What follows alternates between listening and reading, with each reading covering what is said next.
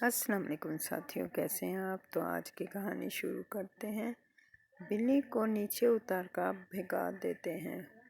وہ آپ کی طرف غصیلی نظروں سے دیکھتی ہے، درختوں میں چلی جاتی ہے۔ آپ مکی اور نشی کے ساتھ ان کے گھر چلے جاتے ہیں۔ آپ ماموں اور ممانی سے پوچھتے ہیں کہ اس شخص کے لیے کوئی انعام رکھا گیا ہے جو اس منحوس گھر کی منحوسیت ختم کرے گا۔ آپ کے ماموں ہنستے ہوئے کہتے ہیں، اگر کسی کو اس انعام کا علم ہو سکتا تو وہ مسٹر پرلاش ہے۔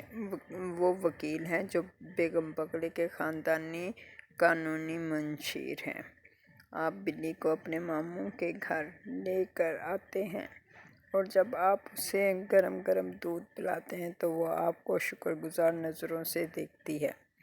آپ کی چھٹیاں ختم ہو رہی ہیں، آپ واپس جانے کے لیے تیار ہو رہے ہیں، لیکن اس سے پہلے آپ کو بلی کے بارے میں فیصلہ کرنا ہے کہ اسے لے کر جائیں گے یا نہیں۔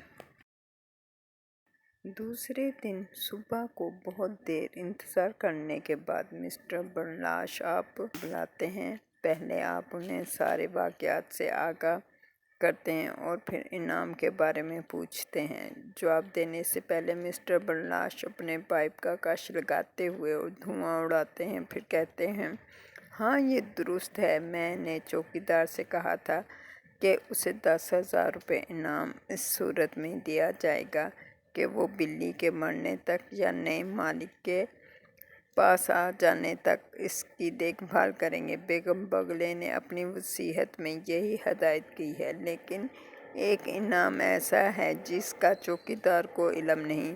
بیگم بگلے نے وصیت میں لکھا تھا کہ اگر کسی شخص کو بلی اپنا نیا مالک بنا لیتی ہے اور وہ بلی کو اپنے پاس رہنے پہ آمادہ ہو جاتا ہے تو وہ شخص بلی کے ساتھ اس چٹان والے گھر کا مالک بھی ہوگا۔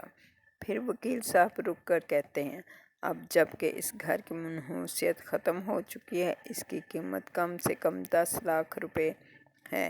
اب آپ کو احساس ہوتا ہے کہ اگر آپ بلی کو جانے نہ دیتے تو آپ بہت دولت مند ہو جاتے۔ اگلے روز آپ اپنے ماموں ممانی، مکی اور نشی کا شکریہ ادا کرتے ہوئے اپنے گھر روانہ ہو جاتے ہیں۔ چند دنوں کے بعد آپ کو نشی کا خط ملتا ہے جس میں اس نے لکھا ہے کہ بلی غائب ہو گئی ہے، چوکیدار بھی کہیں چلا گیا ہے اور اس پراسرار گھر کو کسی نے رہنے کے لیے خرید لیا ہے۔ آپ سوچتے ہیں کہ جو لوگ اس مکان میں رہیں گے ان پر بھی اس منحوسیت کا اثر ہوگا یا نہیں۔ آپ اس مقبرے میں واپس آتے ہیں جہاں ہڈیاں بکھری ہوئی ہیں۔ چڑیل آپ کا پیچھا کر رہی ہے، وہ آپ کے سر پر آ پہنچی ہے۔ آپ جلدی سے دروازہ بند کر کے سیڑھیوں کی طرف بھاگتے ہیں اور خدا کا شکر ادا کرتے ہیں کہ آپ کی جان بچ گئی، آپ اپنی جان بچانے میں کامیاب ہو گئے۔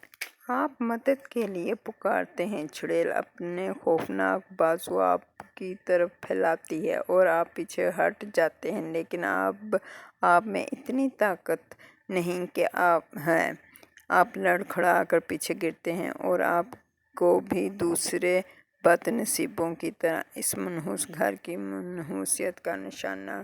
اگلی صبح آپ مکی، نشی، ماموں اور ممانی کا شکریہ ادا کر کے اپنے گھر روانہ ہو جاتے ہیں۔ چند دنوں بعد آپ کو نشی کا ایک دلچسپ خط ملتا ہے۔